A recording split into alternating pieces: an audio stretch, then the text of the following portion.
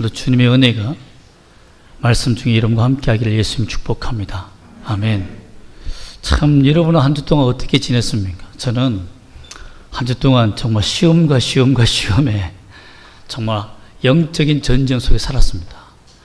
지금도 참 영적 전쟁 속에서 좀 이겨내고자 지금 최선을 다하고 있는 중인데요. 하나님께서 여러분 삶 속에도 영적 전쟁이 있을 때 무너지지 말고 넘어지지 말고 예수 이름으로 승리하기를 예수 이름으로 축복합니다. 아멘. 제가 예전에 한 30년 전이죠. 30년 전 일이니까 참 오래된 것 같은데요.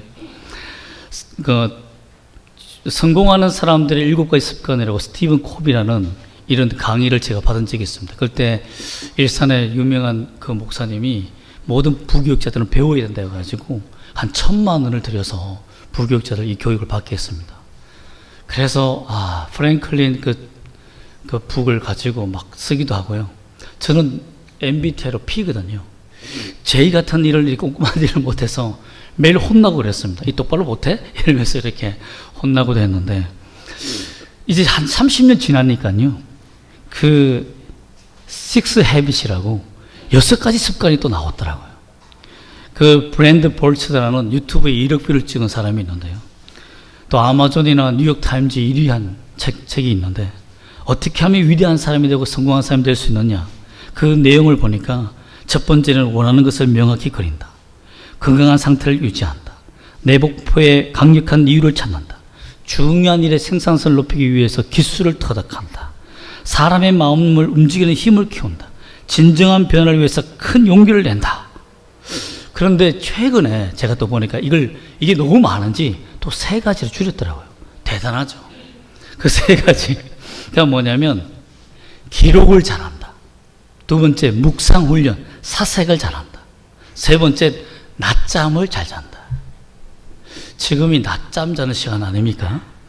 걱정이 됩니다. 이 예배 시간에 위대한 사람들 되기 위해서 다 잠을 자버릴까봐 좀 걱정이 되지만 참 우리는 영적으로 훌륭한 습관을 가져서 믿음으로 승리하려면 어떤 습관을 가지는 것이 좋을까요?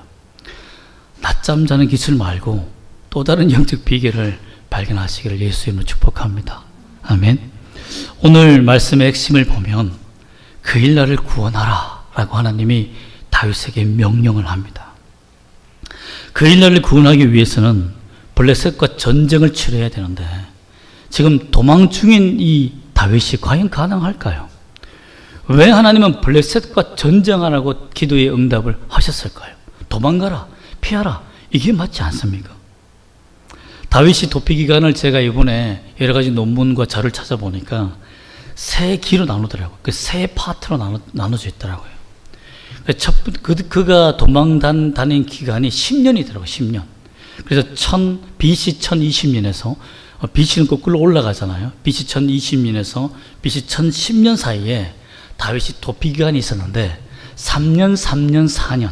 그래서 우리가 지난번 22장까지는 첫 번째 기간 3년이 지났고 오늘은 2번째 기간 3년이 시작되는 기간이더라고요. 그렇게 해서 10년 동안 있었는데 이 그일라라는 지역은 아둘람 굴에서 400명이 모이는 곳 지역에서 한 5km 정도 떨어져 있는 유다 지파에 속한 땅입니다. 근데 그곳은 블레셋 접경 지역이고 블레셋과 늘 침공할 수 있는 기간이었는데 왜냐하면 그 지역이 타작마당이 있어요. 타작마당이 뭡니까? 곡식을 추수해가지고 하는 곳이잖아요. 근데 타작을 하려면 바람이 불어야 되잖아요. 그래서 좀 높은 지역, 한 중고산지, 한 800m, 400m나 800m 지역에 타작마당들이 있는데 그곳에서 바람을 이용해서 이 타작을 한 다음에 모든 곡식을 그 주변에 그일라 주변에 둡니다. 군사가 위쪽 지역까지 올라가서 경계하기 어려우니까 군사들은 저 멀리 있어요. 군사지역은. 그러다 보니까 모든 군수 물자나 백성들의 식량이 저장되어 있는 곡창 저장 창고가 금고 같은 곳이 타작마당 그일라 지역에 있는 거예요. 그러니 블레셋이 항상 그 틈을 타고 군사가 올 수 없는 틈을 타서 늘 공격하였던 거예요. 근데 그 지역의 사람들이 다윗에게 알려주는 겁니다. 전쟁이 일어났다. 블레셋이 그일라를 공격하려고 한다. 그런데 사울 왕은 아무런 신경도 쓰지 않는다. 그 백성을 구원하는 것이 맞지 않는가 하며 사람들이 다윗에게 말한 겁니다. 그때 하나님께 기도를 하죠. 하나님, 올라가는 것이 맞습니까? 전쟁하는 것이 맞습니까? 여러분은 어떻습니까? 전쟁하는 것이 맞다고 생각합니까? 그 일날을 구원하기 위해서 전쟁하게 된다면 누구에게 노출되죠? 사울에게 노출되는 겁니다. 여러분, 전쟁을 그렇게 신나게 하고 있는데 그 소문이 나지 않겠습니까? 다윗을 찾기 위해서 전부 다 현상금이 붙어져 있는데 누군가가 발견하면 다윗에 대해서 그 당시에 얼마나 붙어 있을까요? 다윗은 한 나라의 왕이 될 수 있는 상금이니까 한 100억 정도 걸지 않았을까요? 오늘날 돈으로. 누구나 고발할 수 있도록. 그 전쟁을 참전하는 그 자체가 온 가족을 다 죽이는 거예요. 그리고 또한 전쟁에 이긴다는 보장이 있습니까? 지금 겨우 400명을 모아서 오늘 보면 600명 정도 가량이 모였어요. 군인이. 내가 왕이 될 수 있는, 내가 살 수 있는 사람들이 600명 정도 모였는데 전쟁을 하면 어떻게 됩니까? 사람들이 죽어나지 않습니까? 그럼 병력이 줄어들잖아요. 그럼 어떻게 되겠어요? 왜 싸워야 되는지, 왜 우리가 그 일날을 구원해야 되느냐? 사람들이 반대하지 않겠습니까? 다윗 자신도 사실 믿음으로 충만하지 않습니다. 3절 말씀을 잠시 보면 다윗과 사람들이 어떤 마음을 가지고 있는지를 잘 표현하고 있습니다. 한번 3절 말씀을 읽어볼까요? 시작. 다윗의 사람들이 그에게 이르되 보소서 우리가 유다에 있기도 두렵거든 하물며 그 일나에 가서 블레셋 사람들의 군대를 치는 일이 있까한지라. 사람들이 다 두려워하고 있어. 아니 이게 말이 되냐고. 블레셋에 지금 아둘람 굴에 꼭꼭 숨어 있어도 지금 살까 말까 이 시기에 전쟁을 하러 우리를 노출시킨다고? 정말 다윗이 가진 이 통치력과 리더십이 옳은 일이냐 걱정되지 않겠습니까? 여러분도 그럴 겁니다. 지금 여기에 나와 있는 자체가 모든 사업과 직장과 모든 삶의 문제를 다 내려놓고 이곳에 와야 되기 때문에 정말 주님께 맡기지 않으면 할 수 없는 이 상황으로 나와 있지 않습니까? 여러분, 두려우면 이 자리에 못 나와요. 걱정과 염려이 되면 이 자리에 못 나옵니다. 여러분, 사람들은 결국 배신하고 떠나지 않겠습니까? 그 일날을 구해준다고 하여도 다윗을 배신하면 어떻게 합니까? 12절에 미리 잠깐 볼까요? 과연 이들이 다윗이 그 일날과 전쟁하여 승리하였을 때 어떻게 하였는지 12절 말씀 읽어보겠습니다. 시작. 다윗이 이르되 그 일날 사람들이 나와 내 사람들을 사울의 손에 넘기겠나이까 하니 여호와께서 이르시되 그들이 너를 넘기려 하신지라. 아니 이런 전쟁을 왜 합니까? 실컷 구원해 놓았는데 나를 사울에게 팔아넘긴다면 결국은 나는 뭐가 되는 거죠? 잡히는 거 아닙니까? 내가 죽는 거잖아요. 이 죽음의 전쟁이래요. 제가 만약에 다윗 옆에 있었다면 건면했을 겁니다. 돕지 말라. 돕지 말라. 다 죽는다. 그리고 저들은 결국 배신할 것이다. 그 일라 지역은 성벽이 있고 성문이 있는 성곽이 있는 지역이어서 들어가면 나올 수 없다. 또 여기서 만약에 전쟁을 하다가 사울이 뒤에서 치면 다 죽는다. 우리 가족뿐만 다 죽는다. 도망갈 것도 더 이상 찾지 못한다. 제발 나서지 마라. 나서지 마라. 여러분 그렇게 말하지 않겠습니까? 그런데 왜 하나님은 다윗에게 그 일날을 구원하라 하는 말도 안 되는 명령을 하셨을까?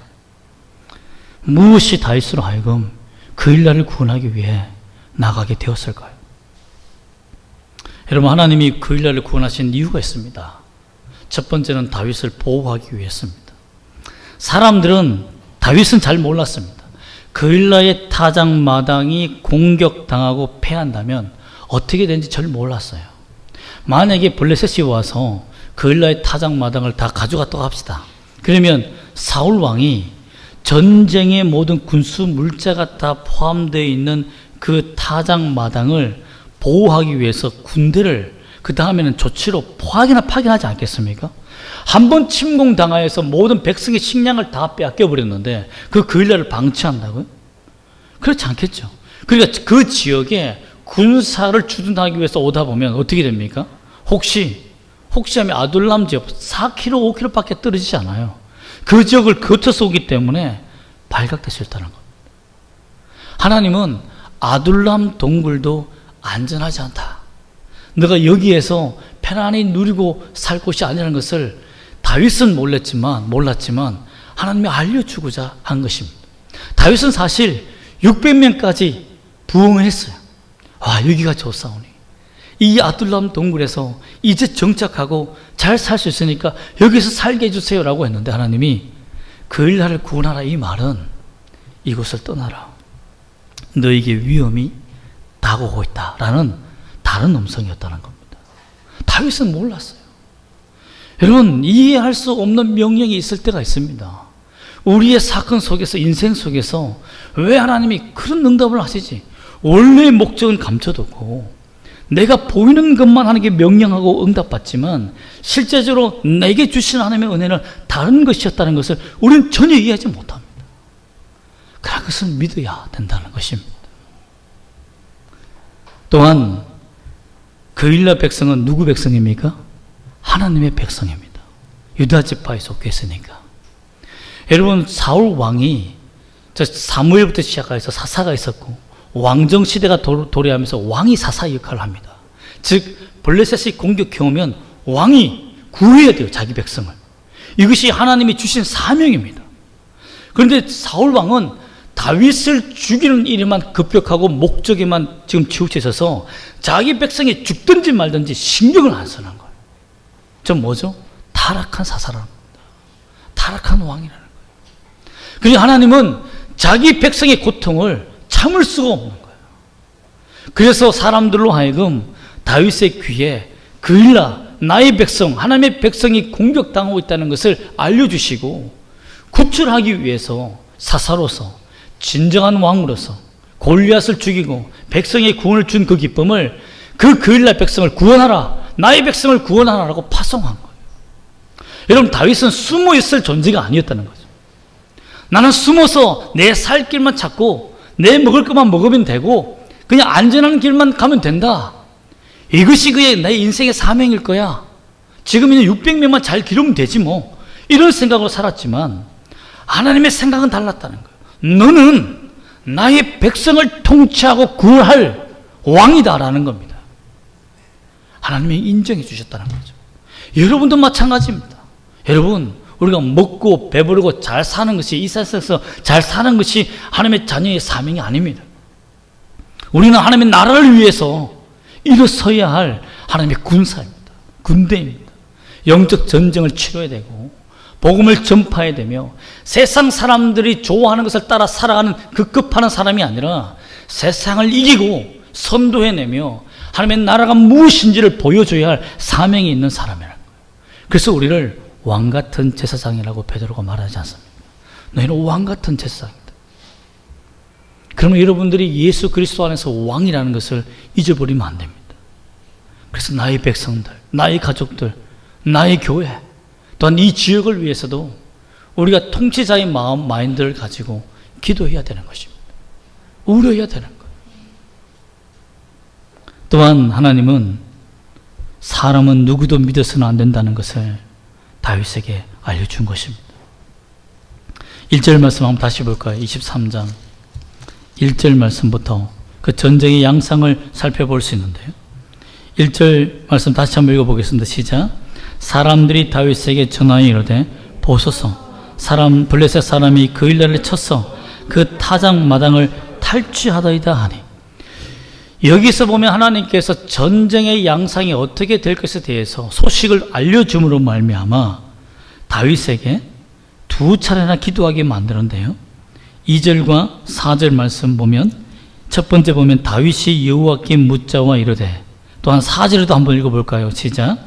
다윗이 여호와께 다시 묻자온데 여호와께서 대답하여 이르시되 일어나 그 일나로 내려가라, 내가 블레셋 사람들을 내 손에 넘기기라 하신지라 하며 하나님께서 응답하시기를 전전하라 하셨습니다.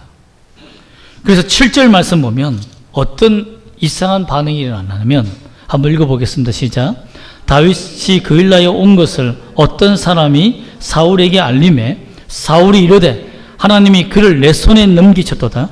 그가 문과 문빗장에 있는 성읍에 들어갔으니 갇혔도다. 여러분, 하나님께서 사람을 믿어서는 안 된다라는 그것의 교훈을 주시기 위해서 어떤 과정을 주셨냐면 전쟁에 참전할 수 있도록 밀어붙이신 거예요. 전쟁을 해서 승리했어요. 그런데 사울이 그 소식을 듣게 만듭니다. 그러면서 사울이 뭐라고 고백하냐면, 이야, 하나님이 다윗을 버렸구나. 여기서 하나님이 그를 내 손에 넘기셨다 이 말은 원어에서는 버렸다란 말이에요. 버렸다. 사울은 하나님이 다윗을 버리기를 원했던 거예요. 왜? 자기가 하나님 앞에 버림받았기 때문에 그 상처를 오히려 이 기회를 통해서 자기 손해를 하는 거예요. 나는 하나님께 버림받지 않았어. 다윗이 버림을 받은 거야. 이렇게 정말 죽음에 갇히듯이 도간에 던추 같이 그가 이제 꼼짝할 수 없는 함정에 빠졌으니까 하나님이 내게 다윗을 죽이는 기회를 주셨다라고 모든 상황을 자기의 상황으로 막 바꾸며 교만한 자가 승리하도록 인도하는 것처럼 보이게 하셨다는 것입니다. 참 여기까지 다윗이 보면 내가 왜 이 전쟁에 참여했던가. 600명들도 그랬을까요? 한숨을 훅 쉬면서 봐라, 내 말대로 됐지 않느냐 라고 했을 것입니다. 맞습니다. 사람들의 똑똑한 머리의 예상대로 됐습니다. 그리고 더 기가 막힌 것은 무엇입니까? 사람들이 우리가 읽어봤지만 어떻게 했습니까? 12절에 보면 배신합니다. 넘기겠습니까? 라고 말하니까 넘기겠다. 결국 그일라 백성이 다윗을 넘기기 위해서 준비하고 있다는 사실을 하나님을 통해서 알게 되었습니다. 그래서 어떻게 합니까? 600명을 데리고 급히 도망갔다라는 것입니다. 급히 도망가게 됐다는 거예요. 이 일을 통해서 다윗은 하나 배웠습니다. 어떤 사람도 지금 내가 도망 중인 이 상황에서는 어떤 사람도 믿을 사람이 없고 누구만 믿어야 된다? 하나님만 믿어야 된다는 것입니다. 그런데 1기에 도망할 때와 2기 때 도망이 시작될 때와 다윗의 믿음은 완전히 다릅니다. 1기 때는 첫 번째 3주는 도망갈 수도 없어요. 너무 무서워서 벌벌 떨었습니다. 막 도망가기 급격했죠. 기도할 생각은 전혀 못했습니다. 그런데 고난이 중첩될수록 다윗의 모습이 어떻게 바뀝니까? 여유가 생깁니다. 6절 말씀 한번 볼까요? 6절 말씀 23장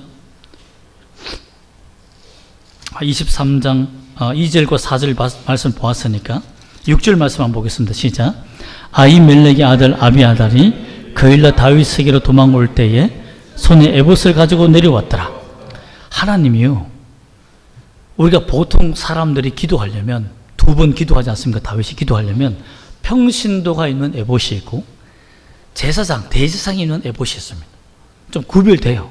그러나 좀 고급스럽게 대제사장이 입혀요. 그러나 하나님 앞에 기도할 때는 일반 사람이 기도할 때도 에봇을 입어야 됩니다.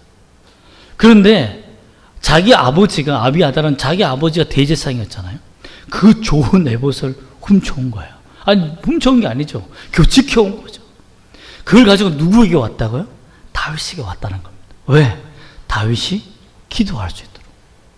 에봇이 없었어요. 하나님 앞에 나아가야 되는데 에봇이 없었어요.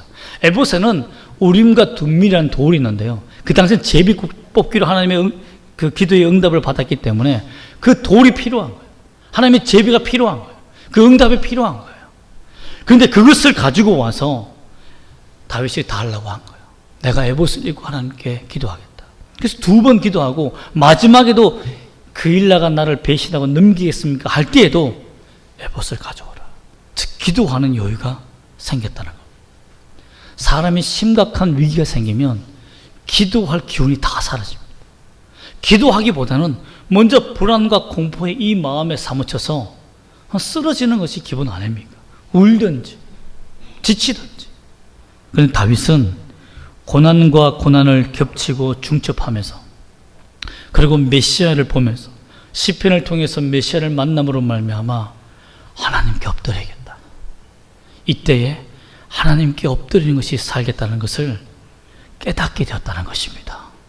그래서 이런 위기를 통해서 하나님은 다윗에게 매일 기도하며 엎드릴 수 있는 무기와 비장의 무기와 카드를 하나님께 주었다는 겁니다. 그게 뭡니까? 에보스로 기도하는 것이었다는 것입니다. 여러분, 하나님은요, 우리의 모든 인간관계를 다 깨트려 놓을 때가 있습니다. 때는 우리가 의지했던 사람들이 배신하고 돌아서게 할 때도 있습니다. 저도 인생을 작게 살았지만 여러 가지 배신과 아픔과 상처를 당하면서 깨닫게 된 것은 뭐냐면 하나님께 나와 울 수밖에 없었다는 거예요. 하나님 앞에 엎드릴 수밖에 없었다는 거죠. 금식하며 엎드리며 주님만 바라볼 수밖에 없었다는 겁니다. 그러면서 깨닫는 것이 무엇입니까? 전능하신 하나님이 나를 버리지 않고 이 기도에 응답하고 계신다는 것을 깨닫게 하신다는 것이죠. 다윗은 이번 도피를 통해서 받은 복이 큽니다. 첫 번째는 하나님 앞에 기도하는 여유를 찾습니다. 어떤 상황이 와도 합리적인 세상 사람들의 말을 듣고 피하고 도망하는 것이 맞다, 이들을 돕지 않는 것이 맞다라는 그 판단과 합리적인 말이 먼저 들려왔다 한다 할지라도 잠깐 하나님은 뭐라고 얘기하는지 한번 기도해보자. 내 판단과 합리적이고 논리적이고 이것은 안 되라고 모든 상황과 상담을 다 받았지만 그래도 마지막 카드로 하나님께 한번 기도해보자. 그리고는 하나님의 카드를 잡았다는 겁니다. 우리가 이런 은혜가 있기를 원합니다. 여러분, 세상에 보면 똑똑한 사람 많습니다. 참 합리적으로 상담 잘해주는 사람 많아요. 우리의 길을 좋은 길로 인도해 줄 사람 많습니다. 그러나 가장 악한 길로 가는 그일라와 전쟁을 할 수밖에 없는 상황에 들어가도 하나님께 기도하면 그것이 오히려 다윗을 살리는 길이 된다는 것을 믿기를 원합니다. 하나님께 응답을 받아야 돼요. 세상의 합리적인 응답은 함정입니다. 함정이에요. 또한 두 번째는 이해할 수 없을 때라도 사람보다 하나님을 의지하는 매일 기도하며 사람의 판단보다 하나님의 판단에 순종할 수 있는 순종의 결단을 가졌다는 겁니다. 참 이게 어려워요. 하나님의 말씀을 듣고 이해했습니다. 그렇죠? 오늘 말씀을 듣고 이해했어요. 그러나 저 문을 열고 나아가서 순종의 결단을 하며 행동을 옮기는 것이 어려워요. 아, 매일 기도하고 기도하는 건 중요하구나. 좋습니다. 그러나 순종하며 살아가는 게 너무 어렵습니다. 그런데 다윗은 세 번이나 순간순간마다 하나님 앞에 기도하고 이것이 맞는지를 확인하고 결단하는 마음을 가졌다는 겁니다. 이게 복입니다. 이게 복이에요. 결국 아둘람 동굴은 버려야 했습니다. 자기에게 위로를 주고 메시아를 만나게 했던, 시편의 걸작품을 쓰게 했던 그 동굴을 버리고 나오는 것이 하나님의 뜻이라는 것을 알게 됐다는 거예요. 여러분, 그렇습니다. 우리의 신앙은요, 아둘람 동굴에 머물러서는 안 됩니다. 과거에 은혜 받았던 그곳에 머물러서는 안 돼요. 하나님께서 움직이시는 길로, 하나님이 인도하는 길로 가야 됩니다. 하나님께서 새롭게 매일 내게 역사하시며 다가오시는 그 하나님을 만나야 돼요. 그러려면 여러분 기도해야 되지 않겠습니까? 또한 다윗은 이해할 수 없을 때에도, 도저히 내 인생이 어떻게 흘러간지 모를 때에도 누구를 믿었습니까? 전지전능하신 하나님을 믿었다는 것입니다. 그런데 14절에 보면 다윗은 몰랐지만, 이해할 수 없었지만 하나님의 놀라우신 섭리를 보게 됩니다. 14절 한번 읽어볼까요? 시작. 다윗이 광야의 요새에도 있었고 또 십광야 산굴에도 머물렀으므로 사울이 매일 찾되 하나님이 그를 그의 손에 넘기지 아니하시니라. 이 장면은 이겁니다. 여기로 이사가고 저기로 이사가고, 아, 여기가 살만하니까, 아, 여기 너무 비좁아서 못 살겠는데, 아, 또 다른 곳에 가자, 아, 여기는 사람이 살지를 못해 하고 피했는데, 피할 때마다 사울이 찾아오는 거예요. 아, 한 발 늦었네. 아, 한 발 늦었네. 사울은 다윗을 하나님의 버리심으로 내게 맡겼다고 했지만 그것은 자기 생각이지. 하나님은, 그는 이사할 생각이 전혀 없었지만 이사한 곳이 어떤 곳이었다? 하나님이 인도하신 곳이었다는 것입니다. 하나님이 인도하시는 곳입니다. 저는 그래서 서울 광장동에서 참 이곳으로 하나님께 수원으로 호멸실동으로 이 교회를 옮기게 하신 것이, 그래서 여러분을 만나게 하신 것이 하나님의 은혜라고 믿습니다. 광장동에서 이거 올 때 얼마나 비참한 일을 많이 당했을까요? 여러분 상상이 가십니까? 그 비참함에 참여한 개척 멤버들이 여기에 있습니다. 그러나 여러분, 하나님의 은혜는 그 장소에만 있는 것이 아니었습니다. 하나님께서 옮길 때마다 주시는 은혜가 있다는 것입니다. 여러분, 우리는 신앙이 머물러서는 안 됩니다. 하나님의 인도하심을 따라 흘러가야 되는 것이죠. 그 방법이 뭡니까? 매일 기도하는 것입니다. 기도는 하늘의 금고입니다. 금고는 가장 귀한 것을 두지 않습니까?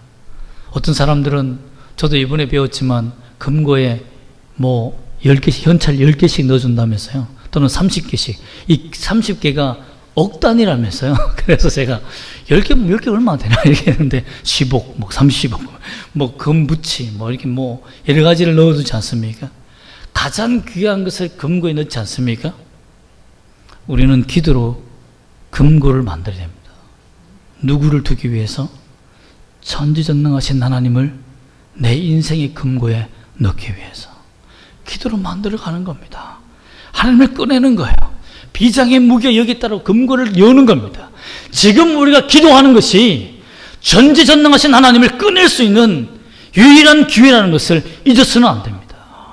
어떠한 상황에서도 하나님은 우리 편이 되어주십니다.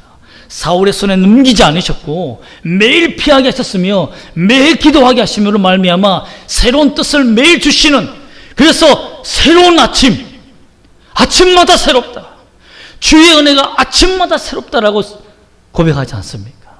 그것은 매일 기도함으로 이루었다는 것입니다. 여러분들 매일 기도에 승리하시기를 원합니다. 매일 기도함으로 말미암아 하나님의 명령을 받았는데요, 그것이 23장 2절에 있습니다. 사실 23장 2절은 이 23절의 핵심입니다. 한번 읽어보겠습니다. 시작. 이에 다윗이 여호와께 묻자와 이르되 내가 가서 이 블레셋 사람을 치리이까? 여호와께서 다윗에게 이르시되 가서 사람들을 치고 그 일날을 구원하라 하시니, 여기서 보면 go, fight, win 이렇게 세 가지, 어떻게 보면 영어로 보면 세 가지 동사가 나옵니다. 가라 라는 거예요. 그리고 싸우라, 그리고 구원하라, 그 사람들을 얻어라 라고 되어 있습니다. 여러분, 두려워하지 말고 가라라고 했을 때 하나님이 뭐라고 명령하신 것입니까? 내가 너와 함께하고 있으니까 두려워하지 말고 가라, 이 말 아닙니까? 두려워하지 마라.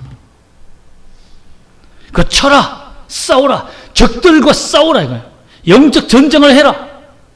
나의 응답은 이것이다는 거예요. 적을 두려워하지 말고 무서워하지 말고 대적과 싸워서 이겨라 라는 거죠. 그 확신을 가지고 공격하라는 겁니다. 그걸 구원하라. 너가 사사고 왕이다. 하나님의 사역을 잊지 마. 너가 어떤 존재인지 잊지 말고 그 백성을 구원하라. 그것이 너희들의 사명이다 라는 겁니다. 여러분, 그렇습니다. 이처럼 기도는 내가 누구인지, 어떤 명령을 받고 살아가는지, 내가 하나님 앞에서 어떤 자녀인지를 깨닫게 해줍니다. 하나님의 뜻을 발견하게 해줍니다. 사무엘은 매일 기도하는 습관이 없는 것, 기도를 하루를 건너뛰는 것을 뭐라고 표현했습니까? 기도를 쉬는 죄라고 표현했습니다. 기도를 쉬는 죄라고. 여러분, 하나님 앞에 엎드리지 못하면 그것이 죄를 짓게 만드는 겁니다. 여러분, 사탄은 기도하지 못하게 만듭니다. 영적 전쟁에 참여하게 되면 기도할 시간이 없고 마음의 고통과 아픔 때문에, 걱정과 염려 때문에, 그 마음 감정의 무너짐 때문에 기도가 할 수가 없어요. 목사는 멀쩡한 줄 아십니까? 아닙니다. 목사도 영적 전쟁을 당하면 기도를 할 수가 없어요. 어떤 사람들은 어떤 사람을 위해서 기도하면 그 사람이 치유되지 못하도록, 회복하지 못하도록 어마어마한 기도의 방해가 있을 때가 있습니다. 그때 저는 어떻게 합니까? 더 기도합니다. 더 붙들고 기도해요. 미친 듯이 기도합니다. 왜? 그 사람이 사는 것을 누가 싫어하죠? 사탄이 싫어하기 때문입니다. 그가 살면 하나님 나라가 회복되는 거니까. 그래서 여러분을 위해서 기도할 때 몸부림치면서 기도하는 겁니다. 이런 기도가 없으면 여러분이 살 수가 없어요. 살아갈 수가 없습니다. 여러분도 마찬가지입니다. 저의 기도만 먹고 살 수 없습니다. 현장에서 싸우는 여러분들이 직접 기도해야 되는 거예요. 그것이 사는 길입니다. 예수님께서도 십자가 앞에 두고 3번이나 기도했습니다. 뭐 때문이죠? 십자가가 두려워서 3번이나 기도했습니다. 예수님은 하나님 아닙니까? 그런데 왜 두려워합니까? 왜 심히 괴로워하며 근심합니까? 왜 1시간 쭉 3시간씩 연속으로 기도해야 되잖아요? 어떤 목사님은 7시간도 기도하시는데, 근데 예수님이란 되는 존재가 왜 1시간 기도했고 끊고 와서 야 자느냐? 또 1시간 기도하고 또 와서 자느냐? 왜 3번씩이나 기도해야 됩니까? 마지막 3번째 누가 도와주십니까? 주의 천사가 예수님을 도와줍니다. 기도할 수 있도록. 내 원대로 마시고 아버지의 원대로 되게 해달라는 기도를 3번이나 했지만 마지막 3번째에 응답받습니다. 이제 때가 되었다. 준비가 되었다는 것이죠. 여러분 그렇습니다. 여러분 주님께서도 영적 전쟁에서 승리하는 길은 기도밖에 없다는 것을 깨달았습니다. 우리가 이해할 수 없는 문제와 고통을 당할 때가 있습니다. 그때 기도는 우리의 영적 집, 고장난 집을 수리하는 것과 똑같습니다. 나는 어디를 수리했는지 몰라요. 그러나 기도하면 하나님이 고쳐주십니다. 하나님이 피하게 해주십니다. 가게 만드시고 싸우게 만드시고 다시 찾게 만드십니다. 이 응답이 나중에 그가 블레셋 땅에서 하나님이 똑같이 말씀해 주신 말미암아 똑같은 응답을 받게 되는 자신의 키워드가 됩니다. 인생의 키워드가 돼요. 여러분에게도 가서 찾고 싸우며 승리하는 이 놀라운 구원의 역사를 경험하시기를, 기도를 경험하시기를 예수 이름으로 축복합니다. 아멘. 기도하겠습니다.